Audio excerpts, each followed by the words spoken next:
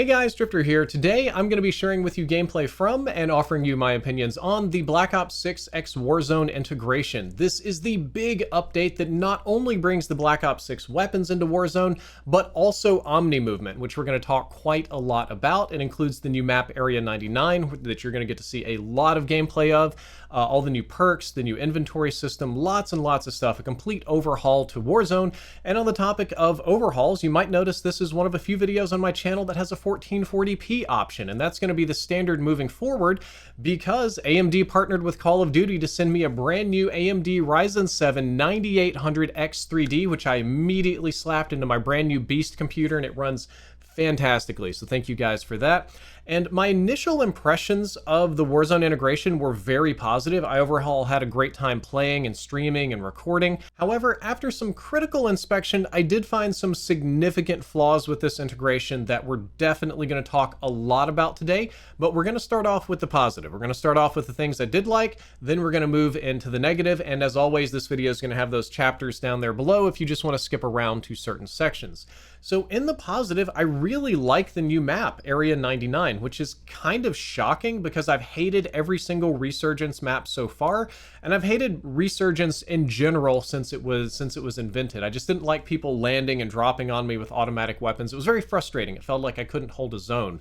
However, for some reason, this map and this mode kind of works for me. I'm really enjoying it. I enjoy the aesthetics of the map. It's a little bit brown and gray, but it fits very well within the Black Ops lore. It feels like I'm playing something out of Call of Duty Cold War. And a quick change of pace from the map design, let's talk about Omni Movement. I think Omni Movement works really well with Warzone, so much so that I have begun to suspect that it might have been specifically designed for Warzone and ported over to multiplayer.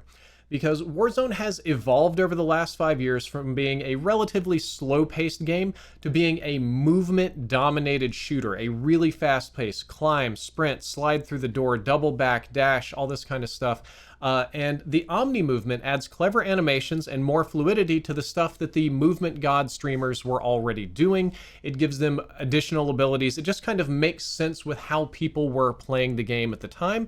And I think the Omni Movement also makes the hunt and chase mechanics when somebody's chasing you or you're trying to run somebody down a lot better defined, a lot higher skill gap, and a lot more fun in my opinion. It's not without its flaws. It's certainly a lot harder to shoot people, and I've heard that there are issues with the hitboxes, but the overall idea of it makes so much more sense in Battle Royale than it does in multiplayer.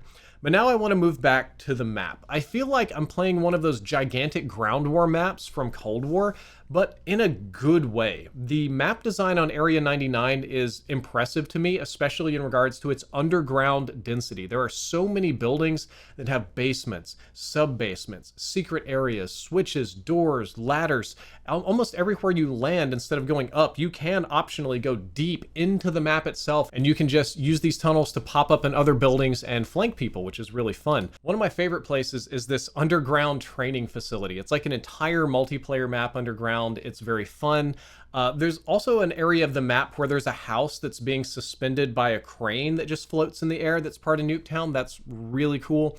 And there are a couple of areas, generally toward the edge of the map, that are traditional Warzone engagement areas that have regular ground without tunnels and regular structures. Those are a lot easier for me to wrap my peasant brain around. And I think that the area of the pods, the apartment pods, is complete chaos in a good way. I actually kind of like fighting there.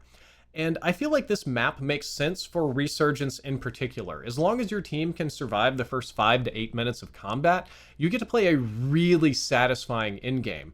I've personally been doing some soul searching and trying to open myself up to the appeal of Resurgence after years of hating it, and I think that going into this experience with that mindset actually helped me enjoy it a lot more. The first 5 minutes of every map on Area 99, like most Resurgence map, is just pure TDM style chaos, TikTok brain rot, ADD gameplay, just absolute madness. And the verticality of Area 99 accommodates for this very well. Then the last, 4 to 5 minutes tends to turn into a more traditional Battle Royale, where you have to hold, defend, move with the zone, push areas, and I like that part of it a lot more. I also really like the new inventory system. It simplifies things in a way that keeps me in combat and keeps me not fooling with the inventory. I think it's quite good. I'm totally here for the new loadout and perk system and wildcards and stuff. A small feature that I thought was super fun is that there are XP packages that drop on the map that, like care packages, if you capture them, gives you a bunch of bonus XP. I got almost 200,000 XP from a map because my team captured 2 of these packages. It was absolutely awesome. Leveled me up like 3 or 4 levels. And there's just a lot of things to like about the new map and about the new Warzone, but there are some negatives as well. So now we move into the goblin part of the video. This guy's like, ha, I get to express my hatred for Call of Duty. The biggest thing that I don't like, or even hate, is that audio seems broken. Enemy footsteps are nearly inaudible while my teammates are quite loud. There's also some pretty massive optimization problems, specifically for Urzikstan, and my research has led me to believe that this is because there was actually an engine rollback. Black Ops 6 and MW3 and probably MW2 were in development at the same time. MW2 and MW3 came out first, and since they've both been out, especially Modern Warfare 3 and Warzone have gotten a lot of quality of life improvements, bug fixes, upgrades, updates, and unfortunately, again, I could be wrong, but this is my understanding of the situation, Black Ops 6 runs on a slightly older version of that engine, so the version that Treyarch was using is what was deployed to bring this new map and new Omni Movement to life was actually something of a rollback, and more specifically, it rolled back several years worth of quality of life and optimization improvements. That's why the audio in Warzone is now similar to how it was at the start of Urzikstan and Modern Warfare 2. Suffice to say, audio quality or audio prioritization is quite poor. It's very difficult to use audio cues to hear enemies. It's easy to mix them up with teammates. Even the gunshots are a little wonky here and there. And beyond that, lots of people have reported optimization issues.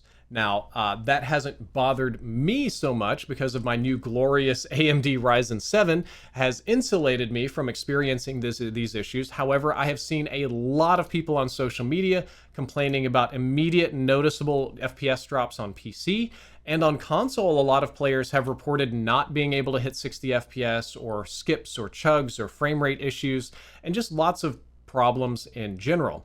The engine rollback not only rolled back optimization changes, it also rolled back changes to idle sway and centering that can make it a little bit more awkward to aim. It kind of rolls it back to a year ago where the center crosshairs will actually drift around, which is a nightmare on PC, and it's not great on console either. There are even people talking about, completely unconfirmed, that there was a change to player models and even the visual scale of the player and the maps, which makes Urzikstan feel slightly bigger.